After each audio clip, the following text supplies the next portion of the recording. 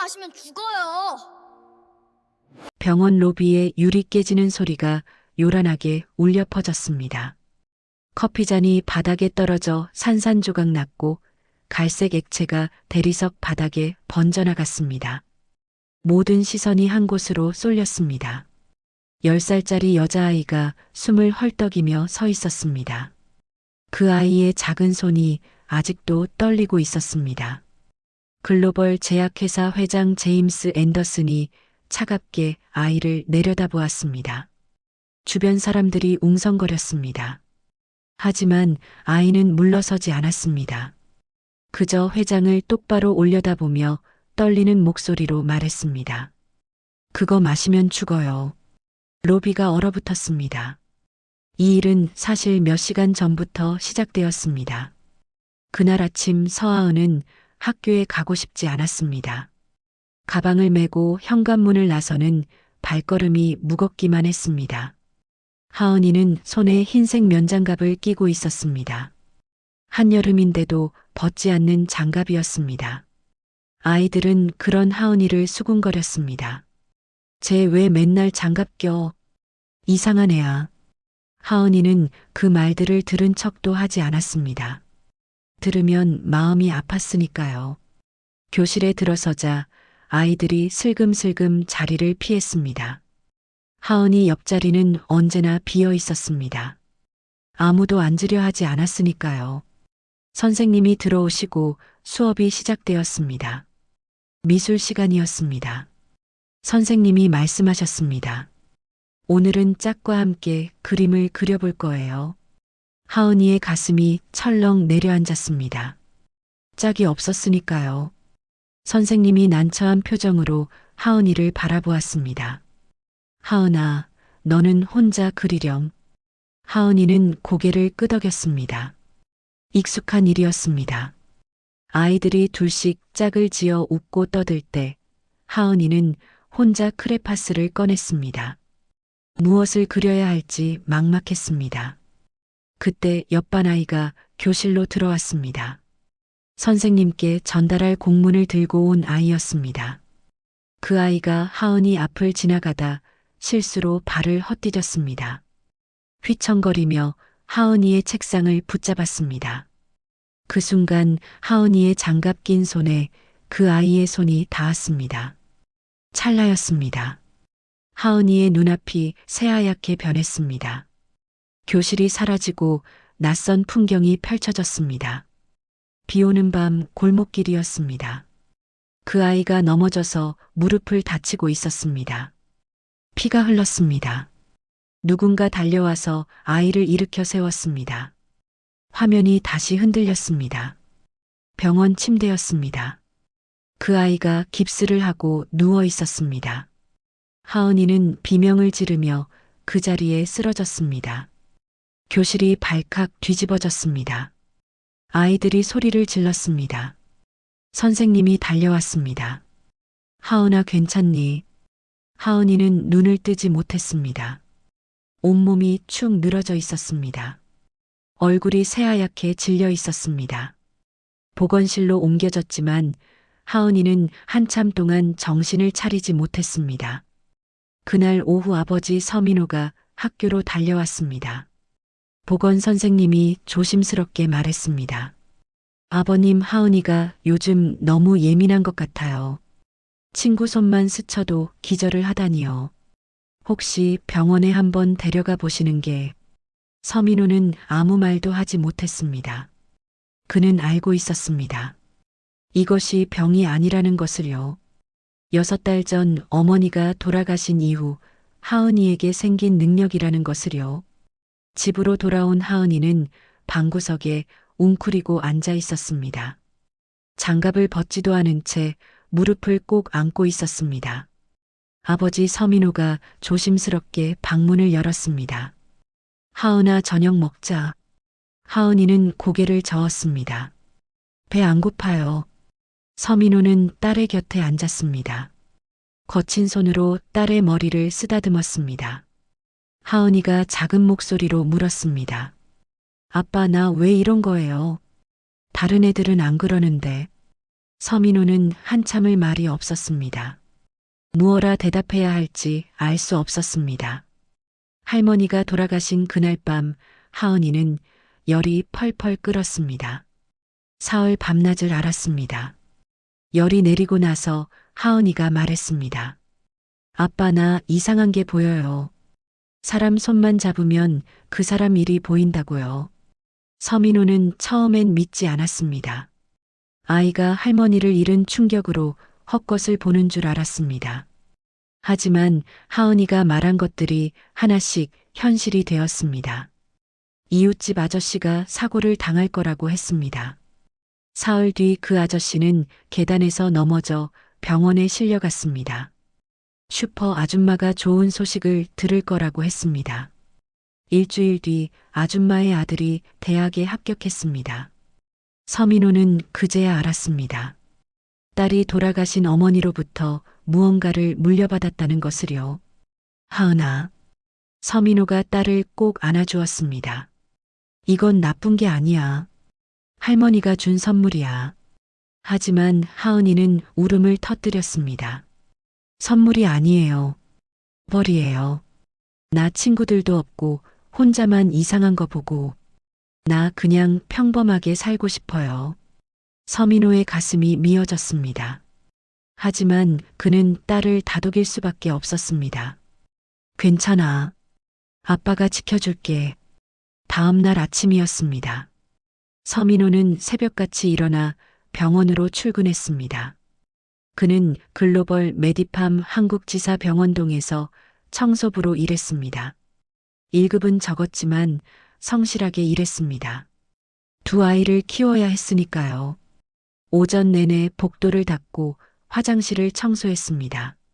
점심시간이 되었습니다. 서민호는 구석진 곳에 앉아 도시락을 꺼냈습니다. 큰아들 하준이가 새벽에 싸준 도시락이었습니다. 김치 몇 조각과 계란 반찬이 전부였습니다. 하지만 서민호는 감사한 마음으로 한 숟가락 떴습니다. 바로 그때였습니다. 병원 로비 쪽에서 웅성거리는 소리가 들렸습니다. 서민호가 고개를 들었습니다. 로비로 사람들이 우르르 몰려가고 있었습니다. 무슨 일인가 싶어 서민호도 일어섰습니다. 로비에는 이미 수십 명이 모여 있었습니다. 한가운데 은발의 노신사가 서 있었습니다. 깔끔한 정장을 입은 외국인이었습니다. 주변에는 정장 입은 사람들이 빙 둘러싸고 있었습니다. 병원장이 허리를 굽실거리며 안내하고 있었습니다. 회장님, 이쪽으로 모시겠습니다. 서민호는 뒤에서 작게 물었습니다. 저분이 누구세요? 옆에 있던 간호사가 속삭였습니다. 글로벌 메디팜 본사 회장님이래요. 미국에서 오셨대요. 서민호의 눈이 커졌습니다. 회장님이라니. 자신이 일하는 회사 최고 책임자가 온 것이었습니다. 회장 제임스 앤더슨은 천천히 로비를 둘러보았습니다. 병원장이 연신 설명했습니다. 저희 병원은 최신 시설을 갖추고 있습니다. 신약 임상시험 장소로 최적입니다. 제임스는 아무 대꾸 없이 고개만 끄덕였습니다. 그의 옆에는 한국인 남자가 바짝 붙어서 걷고 있었습니다. 최철민 과장이었습니다. 회장님, 오늘 오후에 계약서 검토 일정이 잡혀 있습니다. 제임스가 손목시계를 보았습니다. 알겠네. 그 순간이었습니다. 로비 입구로 작은 인형이 뛰어들어왔습니다. 긴 머리를 휘날리며 숨을 헐떡이는 여자아이였습니다. 손에는 보자기에 싼 도시락을 들고 있었습니다. 하은이였습니다. 하은이는 사람들 사이를 헤치며 아버지를 찾았습니다. 아빠. 작은 목소리였지만 서민호의 귀에는 또렷하게 들렸습니다. 서민호가 화들짝 놀라 뒤를 돌아보았습니다. 하은아, 여기는 왜 왔어? 하은이가 도시락 보자기를 내밀었습니다. 아빠 점심 안 드셨죠? 오빠가 싸줬어요. 서민호는 당황했습니다. 지금은 회장님이 오신 중요한 순간이었습니다. 딸아이가 이런 곳에 있으면 안 되었습니다. 서민호가 하은이의 손을 잡으려는 순간이었습니다. 저기 회장님 커피 준비되었습니다. 비서가 은쟁반에 커피잔을 올려 제임스에게 내밀었습니다. 김이 모락모락 나는 따뜻한 커피였습니다. 제임스가 커피잔을 들어 올렸습니다. 입으로 가져가려는 찰나였습니다. 하은이의 눈이 그 커피잔에 꽂혔습니다. 순간 하은이의 온몸이 얼어붙었습니다. 눈앞이 아찔했습니다. 로비가 사라지고 다른 장면이 펼쳐졌습니다. 어두운 사무실이었습니다. 누군가 커피잔에 무언가를 떨어뜨리고 있었습니다. 투명한 액체가 커피 속으로 스며들었습니다. 화면이 바뀌었습니다. 제임스가 바닥에 쓰러져 있었습니다. 구급차 사이렌이 울려 퍼졌습니다. 하은이는 비명을 지르며 앞으로 뛰어나갔습니다. 안 돼요. 하은이의 작은 손이 제임스의 손목을 쳤습니다. 커피잔이 손에서 미끄러졌습니다. 쨍그랑 유리가 깨지는 소리가 로비 전체에 울려 퍼졌습니다. 갈색 액체가 대리석 바닥에 번졌습니다. 로비가 순식간에 얼어붙었습니다. 모든 사람들이 하은이를 바라보았습니다. 제임스도 놀란 표정으로 자신의 손목을 내려다보았습니다. 그리고 천천히 고개를 들어 하은이를 바라보았습니다. 하은이는 숨을 헐떡이며 제임스를 올려다보았습니다. 그거 마시면 죽어요. 작지만 또렷한 목소리였습니다. 로비에 있던 사람들이 웅성거리기 시작했습니다. 저 애가 뭐래? 회장님 커피를 쳐서 떨어뜨리다니. 병원장이 황급히 달려왔습니다. 얼굴이 새하얗게 질려 있었습니다. 죄송합니다, 회장님. 지금 당장 저 아이를. 병원장이 하은이를 끌어내려 했습니다. 하지만 제임스가 손을 들어 막았습니다. 잠깐. 제임스의 목소리는 차갑고 낮았습니다. 그는 하은이를 뚫어지게 바라보았습니다. 꼬마야, 지금 무슨 소리를 한 거냐? 하은이는 떨리는 목소리로 대답했습니다. 그 커피에 나쁜 게 들어있어요. 마시면 안 돼요. 제임스의 눈썹이 꿈틀거렸습니다. 나쁜 게 뭔데? 하은이는 입술을 깨물었습니다. 정확히 뭔지는 모르겠지만 아저씨를 아프게 하는 거예요. 저는 봤어요. 로비가 다시 술렁거렸습니다. 최철민 과장이 앞으로 나섰습니다. 회장님, 이건 명백한 업무 방해입니다. 당장 저 아이와 보호자를 경찰에. 서민호가 황급히 딸 앞으로 뛰어나왔습니다. 죄송합니다, 회장님. 제 딸이 정신이 없어서 그럽니다. 용서해 주십시오. 서민호는 허리를 깊이 숙였습니다. 온몸이 떨리고 있었습니다. 하지만 제임스는 서민호를 보지도 않았습니다. 그의 시선은 오직 하은이에게만 고정되어 있었습니다. 제임스는 천천히 무릎을 굽혀 하은이와 눈높이를 맞추었습니다. 꼬마야, 내가 봤다는 게 뭐냐? 하은이는 제임스의 눈을 똑바로 바라보았습니다. 아저씨 곁에 나쁜 사람이 있어요. 그 사람이 아저씨를 해치려고 해요. 제임스의 얼굴이 굳어졌습니다.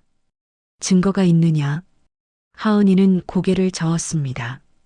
그냥 보였어요. 사람 손을 잡으면 보여요. 제임스가 코웃음을 쳤습니다.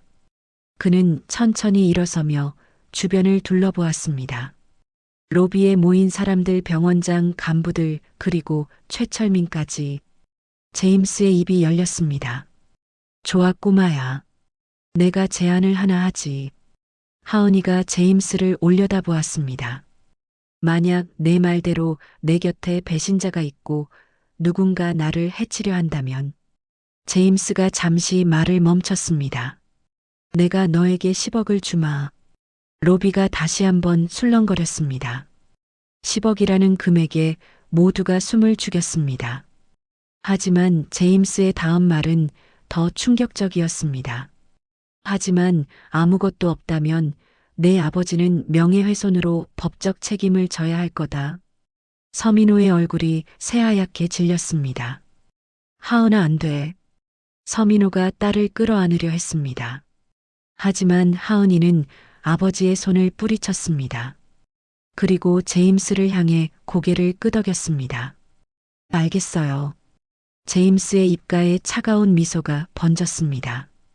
그날 밤 서민호는 잠을 이룰 수 없었습니다. 좁은 방에 누워 천장만 바라보았습니다. 옆방에서는 하은이의 고른 숨소리가 들렸습니다. 아이는 잠들었지만 서민호는 눈을 감을 수가 없었습니다. 10억과 명예훼손.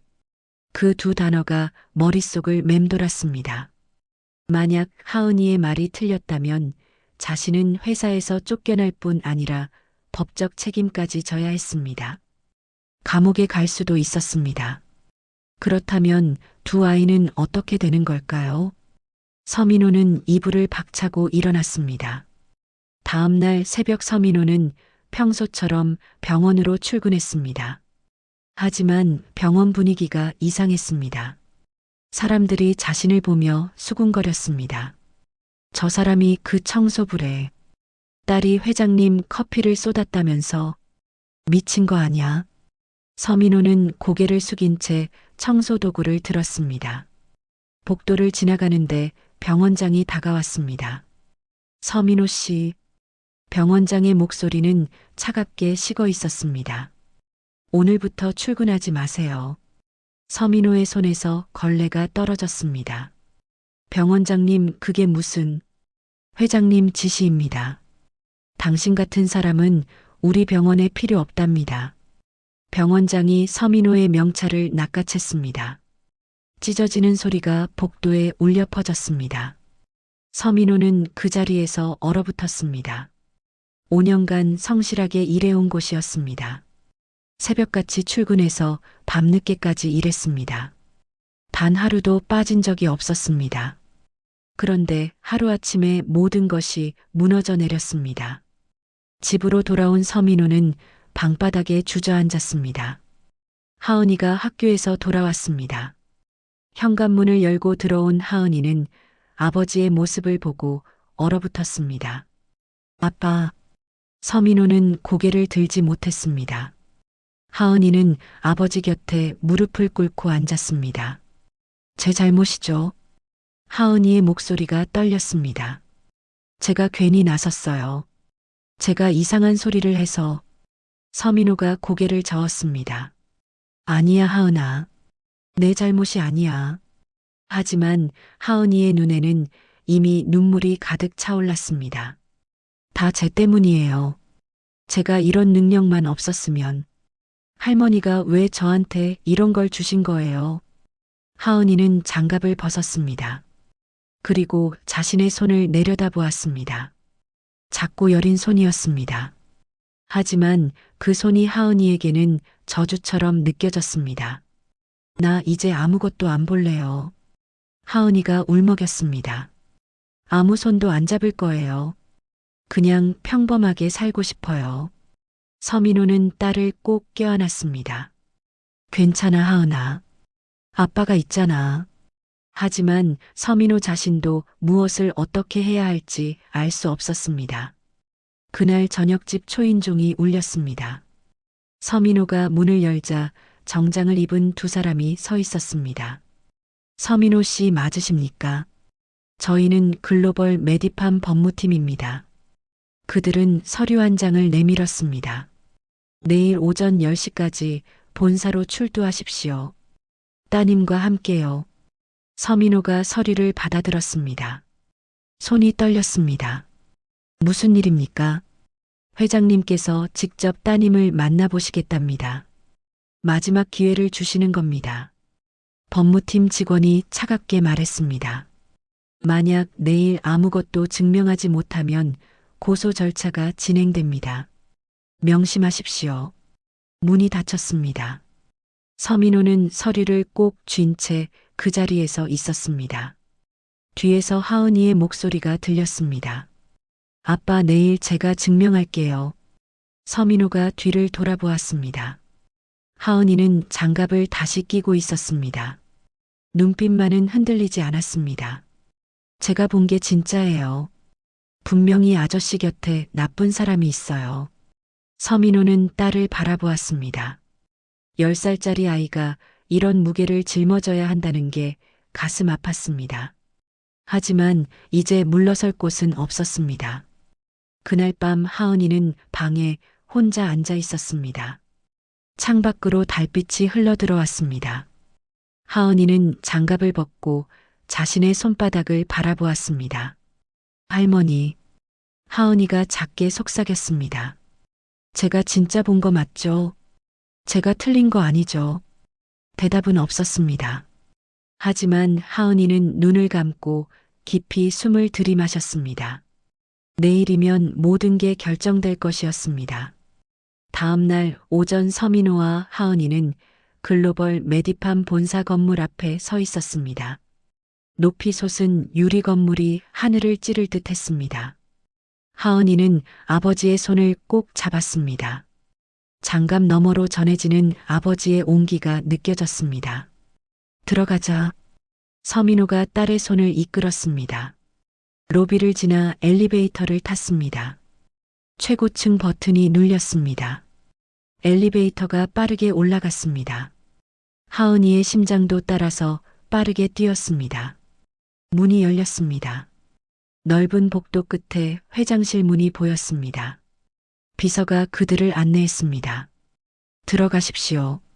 문이 열렸습니다. 거대한 집무실이었습니다. 통창 너머로 서울 시내가 한눈에 내려다 보였습니다. 책상 뒤에 제임스가 앉아 있었습니다. 그의 옆에는 최철민 과장과 병원장 그리고 몇몇 간부들이 서 있었습니다. 왔군. 제임스가 차갑게 말했습니다. 자, 그럼 시작해 볼까? 내가 말한 배신자를 찾아보거라. 하은이는 방 안을 둘러보았습니다. 6명의 사람들이 일렬로 서 있었습니다. 최철민 과장 병원장 그리고 4명의 간부들. 모두 정장을 단정히 차려입고 있었습니다. 제임스가 말했습니다. 이들은 모두 나와 오래 일해온 사람들이네. 최소 5년 많게는 15년을 함께했지. 이 중에 배신자가 있다고 했나? 하은이는 고개를 끄덕였습니다. 그렇다면 찾아보거라. 제임스가 손짓했습니다. 단 한 명씩만 확인할 수 있네. 그리고 틀리면 그걸로 끝이야. 하은이는 천천히 첫 번째 사람 앞으로 갔습니다. 병원장이었습니다. 병원장은 하은이를 내려다보며 비웃는 표정을 지었습니다. 하은이는 장갑을 벗었습니다. 그리고 손을 내밀었습니다. 병원장이 마지못해 손을 내밀었습니다. 하은이의 손이 병원장의 손을 잡았습니다. 순간 하은이의 눈앞에 장면이 펼쳐졌습니다. 병원장이 누군가에게 고개를 숙이는 모습, 아첨하는 얼굴. 하지만 그뿐이었습니다. 나쁜 의도는 보이지 않았습니다. 하은이는 고개를 저었습니다. 이 사람 아니에요. 병원장이 코웃음을 쳤습니다. 당연하지. 하은이는 두 번째 사람에게로 갔습니다. 회계팀장이었습니다. 손을 잡았습니다. 장면이 흘러갔습니다. 숫자를 계산하는 모습, 서류를 정리하는 모습, 역시 아무것도 없었습니다. 아니에요. 세 번째, 네 번째. 하은이는 한 명씩 손을 잡아갔습니다. 하지만 아무것도 보이지 않았습니다. 방 안의 분위기가 점점 차가워졌습니다. 마지막 2명이 남았습니다. 인사팀 부장과 최철민 과장. 하은이는 인사팀 부장 앞에 섰습니다. 손을 내밀었습니다. 부장이 손을 내밀었습니다. 하은이가 그 손을 잡는 순간이었습니다. 잠깐. 제임스의 목소리가 들렸습니다. 하은이가 고개를 돌렸습니다. 제임스가 자리에서 일어났습니다. 그리고 천천히 하은이에게 다가왔습니다. 꼬마야, 내가 5명을 확인했지만 아무도 아니라고 했어. 이제 2명 남았네. 하은이는 입술을 깨물었습니다. 만약 이 2 사람도 아니라면 내 말은 거짓이 되는 거야. 제임스의 목소리는 냉정했습니다. 마지막 기회다. 신중하게 선택해라. 하은이는 인사팀 부장의 손을 놓았습니다. 그리고 천천히 고개를 돌렸습니다. 마지막 한 사람. 최철민 과장이 서 있었습니다. 최철민은 여유로운 표정을 짓고 있었습니다. 회장님, 이제 그만하시죠. 어린아이 장난에 너무 시간을 낭비하셨습니다. 최철민이 웃으며 말했습니다. 저도 확인받겠습니다. 전혀 두렵지 않습니다. 최철민이 손을 쑥 내밀었습니다. 하은이는 그 손을 바라보았습니다. 떨리고 있었습니다. 아주 미세하게. 하은이는 최철민의 눈을 올려다보았습니다. 최철민은 웃고 있었지만 그 눈빛은 차갑게 식어 있었습니다. 하은이는 손을 뻗었습니다. 최철민의 손에 닿으려는 순간 하은이는 손을 거두었습니다. 그리고 뒤를 돌아 아버지에게로 걸어갔습니다. 사람들이 웅성거렸습니다. 뭐야 저거. 도망가는 거야. 역시 거짓말이었어. 하은이는 아버지 앞에 섰습니다. 그리고 아버지의 손을 꼭 잡았습니다. 서민호가 놀라 딸을 내려다보았습니다. 하은아. 하은이의 눈이 감겼습니다. 순간 폭포처럼 장면들이 쏟아져 들어왔습니다. 아버지가 어두운 골목을 걷고 있었습니다. 누군가를 뒤따라가고 있었습니다. 최철민이었습니다. 최철민이 낯선 남자를 만났습니다. 봉투를 건넸습니다. USB를 건넸습니다. 아버지가 그 장면을 사진으로 찍었습니다. 하은이의 눈이 번쩍 떴습니다. 아빠. 하은이가 아버지를 올려다보았습니다. 아빠가 증거를 찾을 수 있어요. 회장실이 술렁거렸습니다. 제임스가 눈을 가늘게 떴습니다. 무슨 소리냐? 하은이는 아버지의 손을 놓지 않았습니다. 아빠가 나쁜 사람을 따라가서 증거를 찾는 게 보였어요. 사진도 찍고 녹음도 하고. 서민호가 당황했습니다. 하은아, 그게 무슨... 최철민이 비웃음을 터뜨렸습니다. 회장님, 이제 정말 우스운 소리가 되어가는군요. 청소부가 증거를 찾는다니. 병원장도 거들었습니다. 저런 헛소리로 시간을 낭비할 수는 없습니다. 하지만 제임스는 손을 들어 그들을 제지했습니다. 그의 눈빛이 날카롭게 빛났습니다. 계속해봐라, 꼬마야. 하은이가 말했습니다. 이틀 뒤 밤이에요. 비가 올 거예요. 그날 저 아저씨가 누군가를 만나러 가요. 하은이가 최철민을 가리켰습니다. 최철민의 얼굴이 미세하게 굳었습니다. 어두운 골목에서 봉투를 주고받아요. USB도 건네요. 아빠가 그걸 다 찍을 수 있어요. 제임스는 하은이를 뚫어지게 바라보았습니다. 이틀 뒤라고 했나? 네. 제임스가 최철민을 돌아보았습니다. 최철민은 여전히 침착한 표정이었습니다.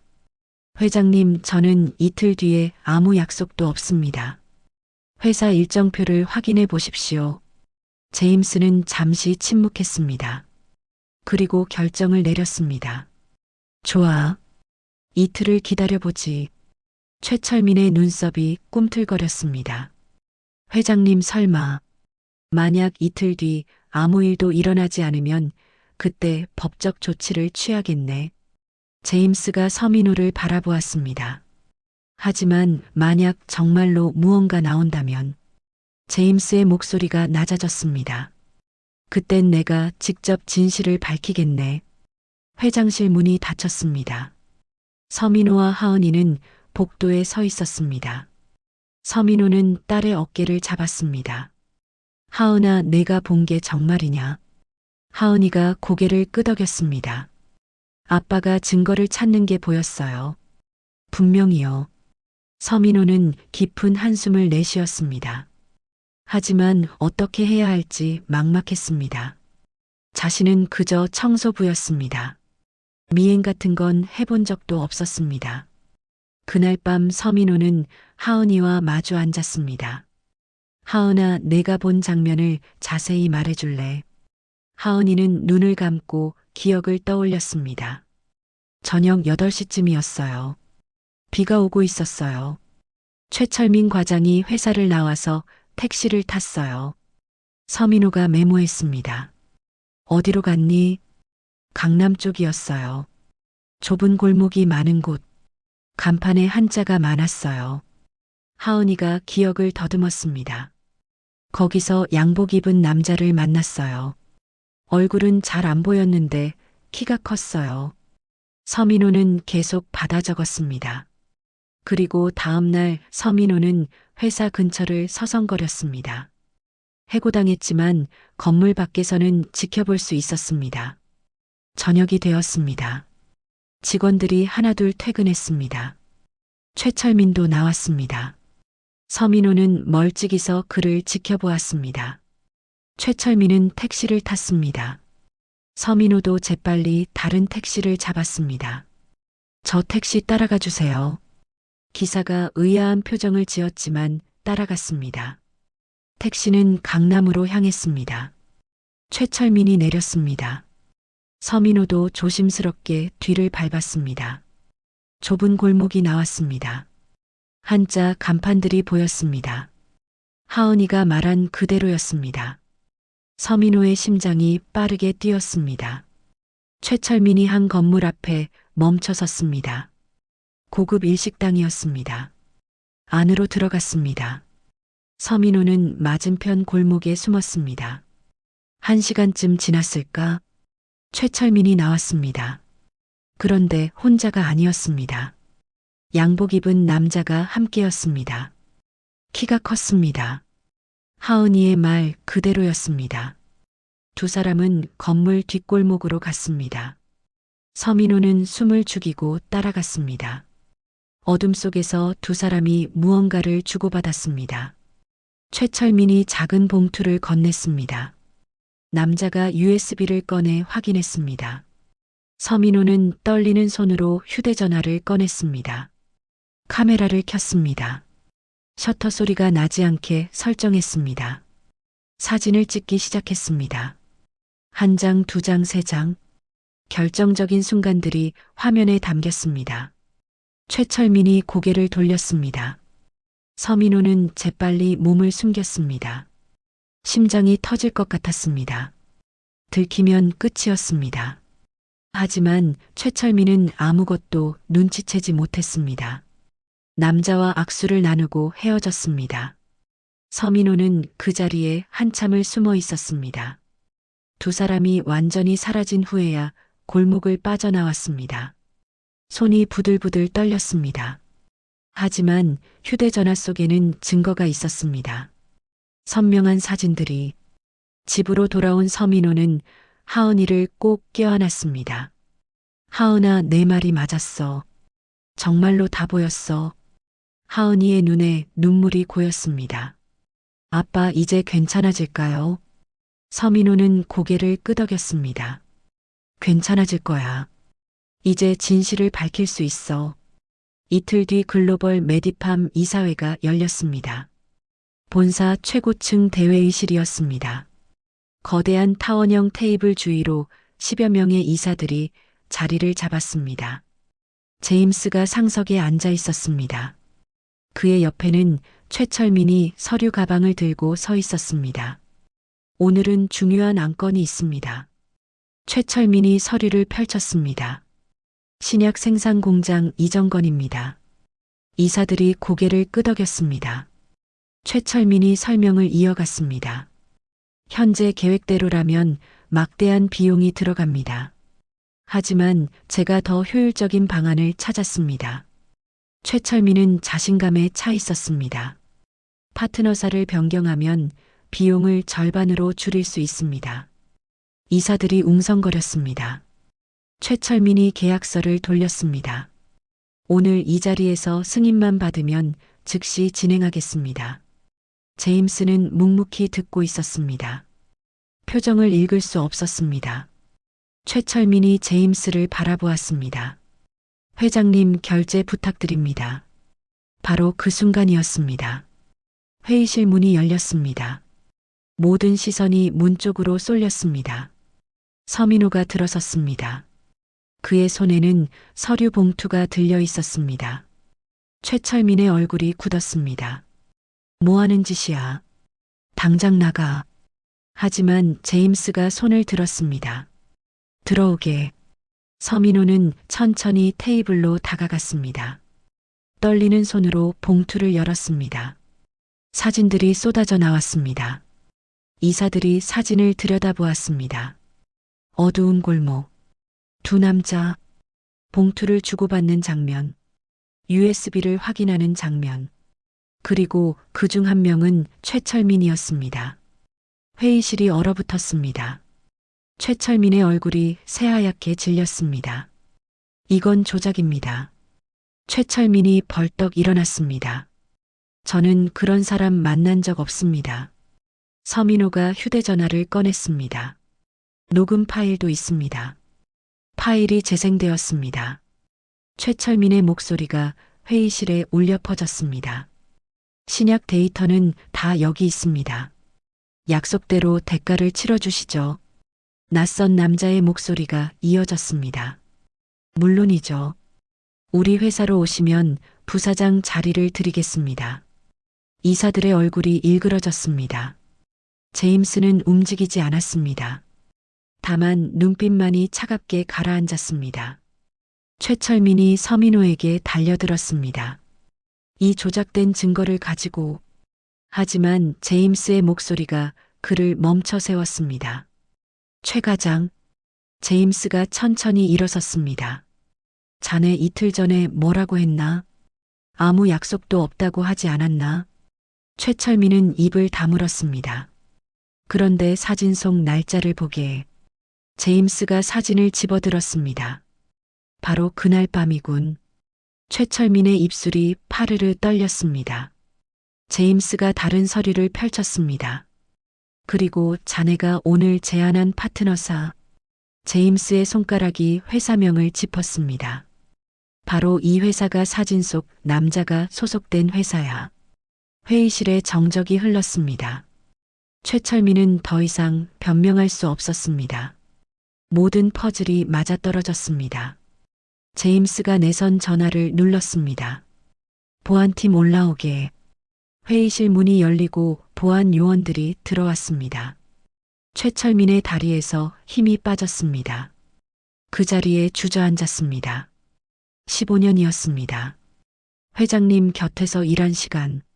하지만 욕심이 그를 집어삼켰습니다. 더 높은 자리, 더 많은 돈. 그것이 그를 배신자로 만들었습니다. 최철민이 끌려나갔습니다. 회의실에 남은 사람들은 숨을 죽이고 있었습니다. 제임스가 서민호를 바라보았습니다. 고맙네. 서민호는 고개를 숙였습니다. 딸아이 덕분입니다. 제임스의 눈빛이 부드러워졌습니다. 그 아이가 없었다면 나는 모든 걸 잃을 뻔했네. 제임스는 창가로 걸어갔습니다. 서울 시내가 내려다 보였습니다. 10억을 약속했었지. 제임스가 말했습니다. 내가 약속을 지키겠네. 서민호가 고개를 들었습니다. 회장님 그건. 그리고 자네도. 제임스가 서민호를 돌아보았습니다. 자네를 보안실장으로 임명하겠네. 서민호의 눈이 휘둥그레졌습니다. 회장님, 저는 그저 청소부였습니다. 청소부가 회사를 구했네. 제임스가 미소 지었습니다. 자네처럼 진실을 지키는 사람이 필요해. 그날 저녁 서민호는 집으로 돌아왔습니다. 하은이가 현관에서 기다리고 있었습니다. 아빠. 서민호는 딸을 꼭 껴안았습니다. 하은아, 내가 옳았어. 모든 게 내 말대로였어. 하은이의 눈에 눈물이 흘렀습니다. 이번에는 슬픈 눈물이 아니었습니다. 안도의 눈물이었습니다. 자신의 능력이 처음으로 누군가를 지켰습니다. 저주가 아니라 선물이 된 순간이었습니다. 그로부터 10년이 흘렀습니다. 계절이 10번 바뀌고 세상도 많이 달라졌습니다. 글로벌 메디팜 본사 로비였습니다. 화창한 오후였습니다. 로비 한쪽에 작은 명패가 걸려 있었습니다. 해안 신탁재단. 제임스가 약속대로 10억을 기부해 만든 재단이었습니다. 어려운 환경의 아이들을 돕는 재단. 특별한 능력을 가진 아이들도 차별받지 않고 자랄 수 있도록 돕는 곳이었습니다. 재단 사무실 문이 열렸습니다. 한 여성이 걸어 나왔습니다. 20대 초반으로 보이는 단정한 여성이었습니다. 긴 생머리를 뒤로 넘긴 모습, 차분하면서도 따뜻한 눈빛, 서하은이었습니다. 10년 전 그 10살 소녀가 이제는 대학을 졸업하고 재단에서 일하고 있었습니다. 하은이는 복도를 걸었습니다. 더 이상 장갑을 끼지 않았습니다. 맨손이었습니다. 지나가는 직원들과 인사를 나눴습니다. 손을 흔들고 악수도 했습니다. 예전처럼 쓰러지지 않았습니다. 하은이는 이제 자신의 능력을 조절할 수 있었습니다. 보고 싶을 때만 보고 싶지 않을 때는 닫을 수 있었습니다. 10년의 시간이 하은이를 성장시켰습니다. 하은이는 엘리베이터를 탔습니다. 최고층 버튼을 눌렀습니다. 회장실로 향하는 길이었습니다. 문을 노크했습니다. 들어오게. 익숙한 목소리가 들렸습니다. 하은이가 문을 열고 들어갔습니다. 제임스가 창가에 서 있었습니다. 10년이 지나 70대 중반이 된 그였습니다. 백발이 더 희끗해졌고 주름도 깊어졌습니다. 하지만 눈빛만은 여전히 맑았습니다. 하은이가 다가갔습니다. 회장님, 오늘 상담 일정 확인차 왔습니다. 제임스가 고개를 끄덕였습니다. 그래, 오늘은 몇 명이나 오나? 세 가족입니다. 하은이가 서류를 펼쳤습니다. 모두 특별한 능력을 가진 아이들이에요. 학교에서 따돌림 당하고 있대요. 제임스의 얼굴이 굳어졌습니다. 그는 10년 전 하은이의 모습을 떠올렸습니다. 장갑을 끼고 움츠러들어 있던 그 아이를요. 내가 직접 만나보겠네. 제임스가 말했습니다. 그 아이들에게 말해주고 싶어? 너희는 이상한 게 아니라고. 하은이가 미소 지었습니다. 제가 먼저 만나볼게요. 그 아이들 마음을 제가 제일 잘 아니까요. 제임스는 하은이를 바라보았습니다. 많이 컸구나. 하은이가 고개를 갸웃거렸습니다. 키 말씀이세요? 아니. 제임스가 웃었습니다. 마음 말이야. 10년 전엔 세상이 무서워서 떨던 아이였는데 지금은 다른 아이들을 안아줄 수 있을 만큼 단단해졌어. 하은이의 눈가가 촉촉해졌습니다. 회장님 덕분이에요. 제임스가 고개를 저었습니다. 아니야. 내 안에 있던 힘이었어. 나는 그저 내가 그 힘을 발견하도록 도왔을 뿐이지. 두 사람은 잠시 말없이 창밖을 바라보았습니다. 오후 햇살이 따스하게 쏟아져 들어왔습니다. 그나저나 제임스가 물었습니다. 자네 아버지는 어떤가? 하은이가 밝게 웃었습니다. 아빠는 여전히 일 열심히 하세요. 보안실장으로 10년째 근무 중이시죠. 제임스가 흐뭇하게 고개를 끄덕였습니다. 그리고 형은? 오빠는 작은 식당을 차렸어요. 하은이가 대답했습니다.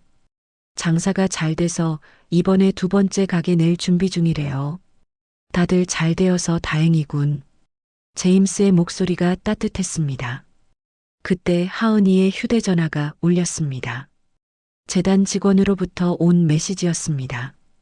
회장님, 첫 번째 가족이 도착했대요. 하은이가 자리에서 일어났습니다. 그럼 다녀오겠습니다. 하은이는 문을 나서려다 멈춰 섰습니다. 그리고 뒤를 돌아보았습니다. 회장님, 응, 고맙습니다. 10년 전에도 지금도. 제임스가 미소 지었습니다. 나야말로 고맙지. 내가 없었다면 난 모든 걸 잃었을 테니까. 하은이가 문을 나갔습니다. 제임스는 다시 창가로 걸어갔습니다. 아래층 입구에서 한 가족이 들어서는 게 보였습니다. 부모의 손을 꼭 잡은 어린 여자아이였습니다. 10년 전 하은이처럼 장갑을 끼고 있었습니다. 얼마 후 상담실 문이 열렸습니다. 하은이가 그 아이 앞에 앉았습니다. 그리고 환하게 웃으며 손을 내밀었습니다. 안녕, 나는 하은 언니야. 아이는 움츠러들었습니다. 손을 잡으면 안 돼요. 저 이상한 거 봐요. 하은이는 손을 거두지 않았습니다. 나도 봐. 아이가 고개를 들었습니다. 놀란 눈으로 하은이를 바라보았습니다. 언니도요. 응. 하은이가 고개를 끄덕였습니다. 나도 내 나이 때 무서웠어. 혼자라고 생각했어. 하지만 지금은 알아. 우리는 이상한 게 아니야. 하은이가 아이의 손을 잡았습니다. 아이는 놀라지 않았습니다. 아무 일도 일어나지 않았습니다. 하은이가 원하지 않았으니까요. 마, 괜찮지. 하은이가 웃었습니다. 이제는 내가 선택할 수 있어. 언제 볼지 언제 안 볼지. 아이의 눈에서 눈물이 흘렀습니다. 하지만 두려움의 눈물이 아니었습니다. 희망의 눈물이었습니다. 나도 그렇게 될 수 있어요. 물론이지. 하은이가 아이를 꼭 안아주었습니다. 언니가 도와줄게. 창밖으로 햇살이 따사롭게 비쳐들었습니다. 10년 전 저주라고 생각했던 능력. 이제는 다른 아이들을 구하는 선물이 되었습니다. 서하은은 더 이상 혼자가 아니었습니다. 그리고 앞으로도 같은 아픔을 겪는 아이들 곁에 서 있을 것입니다. 오늘 이야기는 여기까지입니다. 마음에 와닿으셨다면 구독과 좋아요로 응원해 주세요. 여러분의 관심이 다음 이야기를 만드는 힘이 됩니다. 귀한 시간 내어 함께 해주셔서 감사합니다. 항상 행복하고 건강하세요.